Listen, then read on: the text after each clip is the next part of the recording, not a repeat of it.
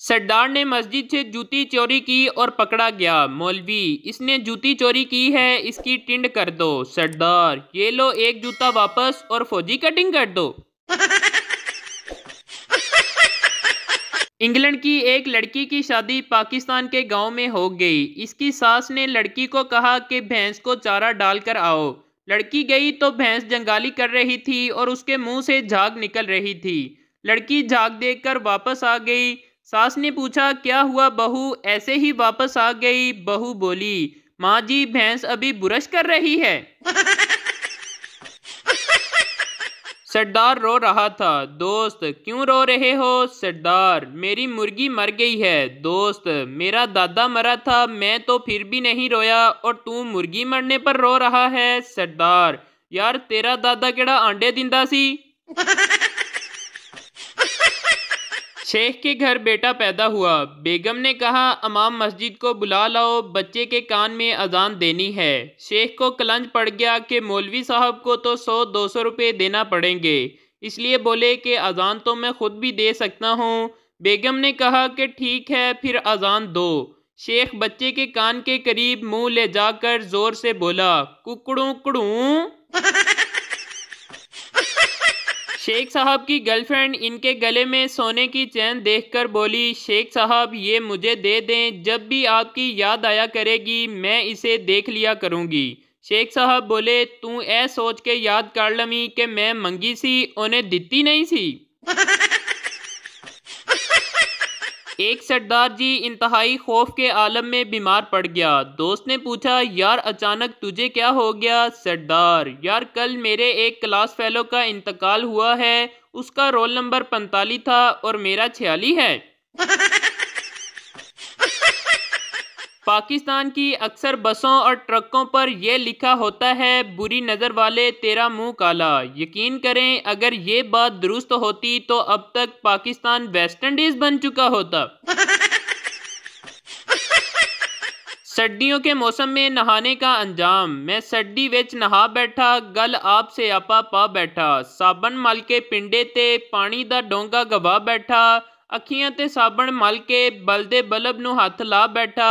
मैं खुरे दे विच इंज डिग्गा, मत्थे ते सट लवा बैठा। टूटी वजी मूँह दे विच नासां भी पड़वा बैठा। की दसां, मैं नहांदे नहांदे 14 टांके लवा बैठा। एक देसी साहब किसी काम से अपने अंग्रेज दोस्त के साथ उसके घर गए। इन्हें ये देखकर बहुत अच्छा लगा कि इनके दोस्त घर में दाखिल होते ही सबसे पहले अपनी बीवी को गले लगाकर मिले। जब देसी साहब फारग होकर अपने घर गए तो इन्होंने भी ये अच्छा काम आजमाना चाहा। जैसे ही इनकी बीवी ने दरवाज़ा खोला तो इन्होंने उसे गले लगा लिया। बीवी हैरान हो गई और गश खाकर गिरने लगी तो बोली, खैरते हैं अजय, कौन फोत हो गया है? एक शादीशुदा शख्स के सर में जुएं पड़ गईं तो उसने बेगम को बताया। बीवी ने शोहर के सर में बारीक कंघी मारी तो दर्जन भर जुएं निकली। लेकिन असल खेल तो इसके बाद शुरू हुआ। बेगम ने इसके बाद अपने सर में कंघी मारी तो एक भी जूं ना निकली। अब बेगम 2 दिन से भरपूर तफ्तीश कर रही है कि मुझे तो जुएं हैं नहीं, तो आपको जुएं किस माँ से पड़ी हैं? किसी साहब ने 6 शादियां की, लेकिन हर शादी के बाद उसकी बीवी का इंतकाल हो जाता था, जिसके बाद कोई खातून इसके साथ शादी करने के लिए तैयार नहीं होती थी। इस गांव में एक ऐसी खातून रहती थी जिसने 6 शादियां की थी और इसके 6 खामन भी शादी के बाद फोत हो गए थे। गांव के लोगों ने फैसला किया कि हम क्यों ना इन दोनों की शादी करा दें और उसके बाद देखें दोनों में से कौन जिंदा रहता है। गांव के लोगों ने दोनों का निकाह करा दिया। अगले दिन देखा वो दोनों तो जिंदा हैं, लेकिन वो मौलवी साहब इंतकाल कर गए हैं जिन्होंने दोनों का निकाह पढ़वाया था। पप्पू, यार कल मैंने कितनी बार कॉल की, उठाई क्यों नहीं? सीधा, क्यों उठाऊं? 30 रुपए देकर जो गाना लगवाया है वो तेरा बाप सुनेगा? शादी में दुल्हन का एक्स बॉयफ्रेंड भी हाजिर था। दुल्हन के बाप ने पूछा, जी आप कौन? लड़का, जी मैं सेमीफाइनल में बाहर हो गया था, अब फाइनल देखने आया हूँ। रुखसती के वक़्त दुल्हन रो रही थी, दूल्हा भी रोने लग गया। किसी ने कहा वो तो अपने माँ बाप छोड़ रही है, तुम्हें क्या मसला है? दूल्हा, यार इसने मेरे भी छुड़वा देने हैं। एक साहब की अपनी कज़न से शादी हुई। 1 महीने बाद बेगम का तारुफ करवाते हुए बोले, ये हैं मेरी अहलिया, पहले इनसे मेरा ब्लड का रिश्ता था और अब ब्लड प्रेशर का है। एक पठान बस में खड़ा था कि अचानक ब्रेक लगी तो लड़की पर जा गिरा। लड़की, बदतमीज क्या कर रहे हो? पठान, कराची यूनिवर्सिटी से बीकॉम।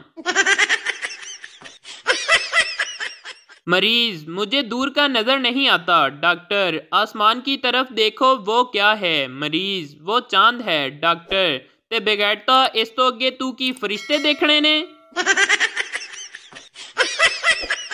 एक पाकिस्तानी बाबा जी लिख रहे थे कि लोहे को लोहा काटता है, हीरे को हीरा काटता है। इतने में बाबा जी को पीछे से कुत्ते ने काट लिया। सिपाही, सर जी छुट्टी चाहिए, पिंड जाना है। कर्नल, ओके, पहले दुश्मन का टैंक छीन कर लाओ। सिपाही, सर हुणी लेके आया, ऐते गल ही कोई नहीं। सिपाही 10 मिनट बाद टैंक के साथ आता है। कर्नल हैरत से, अरे वाह, तुम वाकया ये टैंक दुश्मन से छीन कर लाए हो? सिपाही, आहो जी, जदों दुश्मन दे सिपाही नूं छुट्टी चाहिदी होंदी है ਉਹ साडा टैंक ले जांदा है। अज मैं उन्हां दा मंग लिया। भाई बहन से बोला, रो क्यों रही हो? बहन, मेरे मार्क्स बहुत कम आए हैं। भाई, कितने आए हैं? बहन, 90%। भाई, खुदा का खौफ करो, इतने में तो 2 लड़के पास हो जाते हैं। जज मुल्जम से, तुमने मकतूल को पानी में जहर मिलाकर क्यों दिया? मुल्जम, जनाबे वाला, उसने खुद कहा था कि ऐसा पानी पिलाओ कि ठंडा हो जाऊं। 1965 में सियालकोट के एक गैरतमंद जवान नज़ीरे ने अपने दोस्त बशीरे से कहा, बशीरे चलो फौज में भर्ती होने चलें। बशीरा, यार फौज विच भर्ती ते हो जाइए पर मैनू शर्म बड़ी आंदी है। नज़ीरा, बशीरे इसमें शर्म की कौन सी बात है? बशीरा, गौर से सुनो, जे असी भर्ती हो गए तो 2 गल्लां होणगियां, या तो असी दौड़ आवांगे या असी ट्रेनिंग करांगे। जे ते असी दौड़ आए फिर तो ठीक है, तो जे ट्रेनिंग करनी पै गई तो फिर 2 गल्लां होणगियां, या तो सानू यूनिट विच रखणगे या बार्डर ते भेज देणगे। जे ते यूनिट विच रखण फिर तो ठीक है, तो जे बार्डर उत्ते भेज दिता फिर 2 गल्लां होणगियां, या तो दुश्मन नाल साडा अमन रहेगा या जंग शुरू हो जाएगी। जे ते अमन रहा फिर तो ठीक है, तो जे जंग शुरू हो गई फिर 2 गल्लां होणगियां, या हम उन्हें मारेंगे या वो सानू मारनगे। जे ते असी उन्हां नू मारिया फिर तो ठीक है, तो जे उन्हां ने सानू मारिया फिर 2 गल्लां होणगियां, या साडी लाश साडे अपने चुक लैणगे या साडी लाश दुश्मन दे हत्थ आ जाएगी। जे लाश अपने चुक लैण फिर तो ठीक है, तो जे दुश्मन दे हत्थ आ गई फिर 2 गल्लां होणगियां, या तो सानू दब देणगे या जंगल विच सुੱਟ देणगे। जे ते दब दिता फिर तो ठीक है, तो जे जंगल विच सुੱਟ दिता फिर 2 गल्लां होणगियां, या तो साडी लाश दरिंदे खा जाणगे या परिंदे।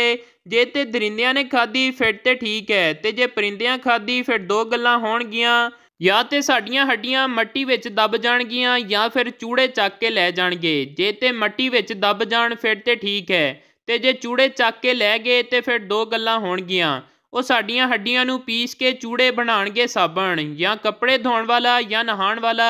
ਜੇ ਤੇ ਕੱਪੜੇ ਧੋਣ ਵਾਲਾ ਬਣਾਇਆ ਫਿਰ ਤੇ ਠੀਕ ਹੈ, ਤੇ ਜੇ ਨਹਾਉਣ ਵਾਲਾ ਬਣਾਇਆ ਫਿਰ 2 ਗੱਲਾਂ ਹੋਣਗੀਆਂ, ਜਾਂ ਤੇ ਇਸ ਸਾਬਣ ਨਾਲ ਨਹਾਉਣਗੇ ਬੰਦੇ ਜਾਂ ਨਹਾਉਣਗੀਆਂ ਜ਼ਨਾਨੀਆਂ। ਜੇ ਤੇ ਬੰਦੇ ਨਹਾਉਣ ਫਿਰ ਤੇ ਠੀਕ ਹੈ, ਤੇ ਜੇ ਜ਼ਨਾਨੀਆਂ ਨਹਾਈਆਂ ਤੇ ਫਿਰ ਮੈਨੂੰ ਬੜੀ ਸ਼ਰਮ ਆਏਗੀ।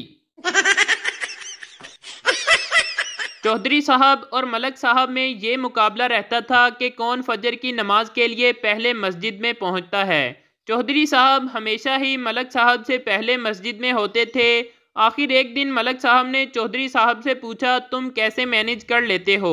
मैंने बहुत दफ़ा कोशिश की लेकिन कभी तुमसे पहले मस्जिद में नहीं पहुंच पाया। चौधरी साहब ने जवाब दिया, मेरी 2 बीवियां हैं जो आपस में एक दूसरे से जीतने के लिए मुझे पहले जगाती हैं, और ये सब उनकी खिदमत और एहसास का नतीजा है। मलक साहब ने भी फैसला कर लिया कि वो भी 2 शादियां करेंगे और ऐसी कोई मिसाल कायम करेंगे। अल्हम्दुलिल्लाह आजकल मलक साहब ने 2 शादियां की हैं और मस्जिद में ही सोते हैं।